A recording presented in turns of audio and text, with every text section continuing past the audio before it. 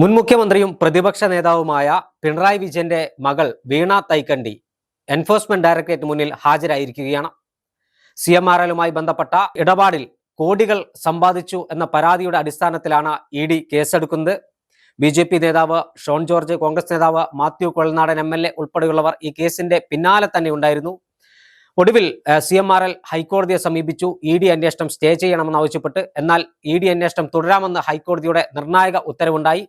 അതിന്റെ അടിസ്ഥാനത്തിൽ കഴിഞ്ഞ ആഴ്ച നമ്മൾ കണ്ടതാണ് 12 ഇടത്ത് പിണറായി വിജയന്റെ കണ്ണൂർ ധർമ്മടത്തെ വസതിയിലും തിരുവനന്തപുരത്തെ വാടക വീട്ടിലും വീണയുടെ ഭർത്താവ് ബേപ്പൂർ MLA കൂടിയായ മുഹമ്മദ് റിയാസിന്റെ കോഴിക്കോട് കോട്ടൂളിയിലെ വസതിയിലും അടക്കം 12 ഇടങ്ങളിൽ ED റെയ്ഡ് നടത്തിയിരുന്നു. എന്നാൽ ആ റെയ്ഡിനെ തുടർന്നുണ്ടായ സംഘർഷങ്ങളും പ്രതിഷേധങ്ങളുമെല്ലാം കേരളം കണ്ടു. തിരുവനന്തപുരത്ത് ED ഉദ്യോഗസ്ഥരുടെ വാഹനത്തിന് നേരെ അടക്കം നടന്ന ആക്രമണവുമായി ബന്ധപ്പെട്ട് നിരവധി പ്രാദേശിക നേതാക്കന്മാർ ഉൾപ്പെടെയുള്ളവർ ഇപ്പോഴും ജയിലിൽ കഴിയുകയാണ്. ആ ഒരു പശ്ചാത്തലത്തിലാണ് ED നിലപാട് കടുപ്പിച്ചത്. അതിന്റെ അടിസ്ഥാനത്തിൽ ED കഴിഞ്ഞ വെള്ളിയാഴ്ച ചോദ്യം ചെയ്യലിന് ഹാജരാകണമെന്ന് ആവശ്യപ്പെട്ട് വീണയ്ക്ക് നോട്ടീസ് നൽകി.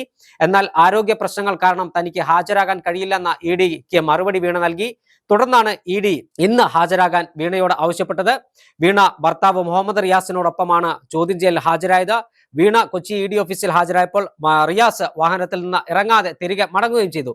എന്തായാലും ഈ കേസിനകത്ത് നിർണായകമായ നീക്കങ്ങളിലൂടെയാണ് എൻഫോഴ്സ്മെന്റ് ഡയറക്ടറേറ്റ് കടന്നു പോകുന്നതെന്ന് നമുക്ക് നിസ്സംശയം പറയാൻ സാധിക്കും. എൻഫോഴ്സ്മെന്റ് ഡയറക്ടറേറ്റിനെ സംബന്ധിച്ചിടത്തോളം രാജ്യത്തെ സാമ്പത്തിക കുറ്റകൃത്യങ്ങളുമായി ബന്ധപ്പെട്ട കേസുകൾ അന്വേഷിക്കുക എന്ന് തന്നെയാണ് അവരുടെ പ്രധാനപ്പെട്ട ചുമതല. എന്തിനു വേണ്ടിയാണ് കരിമണൽ കർത്ത, അതായത് CMRL വീണ വിജയന് പണം നൽകിയത്? മുഖ്യമന്ത്രിയുടെ മകൾ എന്ന രൂപത്തിൽ നിരവധിയായ വിട്ടുവീഴ്ചകൾ അദ്ദേഹത്തിന്റെ കമ്പനിക്ക് ലഭിച്ചോ എന്നാണ് പ്രധാനമായും ED അന്വേഷിക്കുന്നത്. EDയുടെ അന്വേഷണവുമായി ബന്ധപ്പെട്ട് എന്തിനാണ് CPM ഇത്രത്തോളം ഭയക്കുന്നത് എന്നൊരു ചോദ്യം കൂടി ഉയരുന്നുണ്ട്. CPMനെ സംബന്ധിച്ചിടത്തോളം കഴിഞ്ഞ തവണ ഉണ്ടായ സംഘർഷങ്ങൾ വലിയ പ്രതിച്ഛായ മോശമാക്കിയിട്ടുണ്ട് എന്ന കാര്യത്തിൽ തർക്കമില്ല. കാരണം CPMന്റെ സമുന്നത നേതാവും പോളിറ്റ് ബ്യൂറോ അംഗവും മുൻ മുഖ്യമന്ത്രിയും നിലവിലെ പ്രതിപക്ഷ നേതാവുമായ പിണറായി വിജയനെതിരെ EDയുടെ ഒരു അന്വേഷണവും നടക്കുന്നില്ല. എന്നാൽ പാർട്ടി അംഗം പോലുമല്ലാത്ത പിണറായി വിജയൻ മകൾ വീണയ്ക്ക് എതിരെ നടക്കുന്ന അന്വേഷണത്തിന്റെ ഭാഗമായി പാർട്ടി എന്തിന് പ്രതിരോധം തീർക്കണമെന്നൊരു ചോദ്യമാണ് പാർട്ടിയിലെ ചില നേതാക്കന്മാരും പാർട്ടി പ്രവർത്തകരും ചോദിക്കുന്നത്. ആ പ്രതിരോധം തീർത്തതിന്റെ പരിണിത ഫലമായിട്ടാണ് തിരുവനന്തപുരത്തെ പ്രാദേശിക നേതാക്കന്മാരിൽ പ്രധാനികളായ IP ബിനു ഉൾപ്പെടെയുള്ളവർ ഇപ്പോൾ ജയിലിൽ കഴിയുന്നത്. ഈ കേസിനകത്ത് എന്തിന് പാർട്ടി പ്രവർത്തകർ ബലിയാടായി എന്നൊരു വലിയ ചോദ്യം പാർട്ടി നേതാക്കന്മാരും ഒരു വിഭാഗം പ്രവർത്തകരും ഉന്നയിക്കുന്നുണ്ട്. എന്തായാലും വീണയെ സംബന്ധിച്ചിടത്തോളം, അതോടൊപ്പം തന്നെ പിണറായി വിജയനെ സംബന്ധിച്ചിടത്തോളം നിർണായകമാണ് ഈ ചോദ്യം ചെയ്യൽ എന്ന കാര്യത്തിൽ ഒരു തർക്കവുമില്ല. ചോദ്യം ചെയ്യലിന്റെ ആദ്യഘട്ടത്തിൽ നിന്നും അറസ്റ്റ് ഉൾപ്പെടെയുള്ള നടപടികളിലേക്ക് ED കടക്കില്ല എന്ന് EDയുടെ ഒരു പ്രൊസീജിയർ അറിയുന്ന ആളുകൾക്കെല്ലാം അറിയാം. കാരണം ED ഉദ്യോഗസ്ഥർ വട്ടമേശ ചുറ്റും ഇരുന്നാണ് അവർ ചോദ്യം ചെയ്യുക. ആ ചോദ്യം ചെയ്യൽ അവസാനിപ്പിച്ചതിന് ശേഷം ആണ് അവർ പിന്നീട് ഉദ്യോഗസ്ഥർ യോഗം ചേർന്ന് വീണ്ടും ചോദ്യം ചെയ്യാൻ വിളിപ്പിക്കും.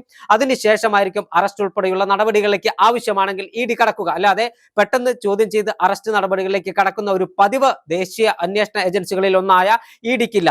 അതോടൊപ്പം തന്നെ പ്രധാനപ്പെട്ട ഒരു കാര്യമുള്ളത്, വീണ വിജയന്റെ ബാങ്ക് അക്കൗണ്ടുമായി ബന്ധപ്പെട്ട വിവരങ്ങൾ നേരത്തെ പിടിച്ചെടുത്തിരുന്നു. വീണയുടെ സ്വകാര്യ മൊബൈൽ ഫോൺ പിടിച്ചെടുത്തിട്ടുണ്ട് എന്നെല്ലാം വാർത്തകൾ വന്നിരുന്നു. എന്തായാലും തെളിവുകൾ പരമാവധി ശേഖരിച്ച് തെളിവുകളുടെ അടിസ്ഥാനത്തിൽ ചോദ്യം ചെയ്യുക എന്നതാണ് EDയുടെ ഒരു രീതി. ആ രീതിയിൽ തന്നെയാണ് വീണയെ ചോദ്യം ചെയ്യുക. വീണയെ ചോദ്യം ചെയ്തതിൽ നിന്ന് ലഭിക്കുന്ന നിർണായകമായ വിവരത്തിന്റെ അടിസ്ഥാനത്തിലായിരിക്കും മറ്റ് നടപടികളിലേക്ക് എൻഫോഴ്സ്മെന്റ് ഡയറക്ടറേറ്റ് കടക്കുക. കഴിഞ്ഞ ദിവസം കരിമണൽ കർത്ത എന്നറിയപ്പെടുന്ന ആളുടെ മകനെ അടക്കം എൻഫോഴ്സ്മെന്റ് ഡയറക്ടറേറ്റ് ചോദ്യം ചെയ്തിരുന്നു. ഈ കേസിനകത്ത് നിർണായകമായ പല വിവരങ്ങളും EDക്ക് ലഭിക്കേണ്ടതുണ്ട്. എന്തിന് വീണ വിജയന്റെ കമ്പനി ഇത്തരത്തിൽ വഴിവിട്ട സഹായം ചെയ്തു എന്നൊരു ചോദ്യമുണ്ട്. അതോടൊപ്പം തന്നെ AKG സെന്ററിന്റെ പേരിലാണ് ഈ കമ്പനി രജിസ്റ്റർ ചെയ്തിട്ടിരിക്കുന്നത്. ആവശ്യമാണെങ്കിൽ AKG സെന്റർ അടക്കം റെയ്ഡ് ചെയ്യാനുള്ള ഒരു നടപടി EDക്ക് സ്വീകരിക്കാം. ഈ കേസിനകത്ത് വീണ വിജയന്റെ ചോദ്യം ചെയ്യൽ നിർണായകമാണ് എന്ന കാര്യത്തിൽ ഒരു തർക്കവുമില്ല. തുടർ നടപടികൾ എന്തായാലും അത് പാർട്ടിയെ വലിയ പ്രതിരോധത്തിലാക്കും. ED ഉദ്യോഗസ്ഥർ യോഗം ചേർന്നായിരിക്കും തുടർ നടപടികൾ സ്വീകരിക്കുന്ന കാര്യത്തിലേക്ക് എത്തുക.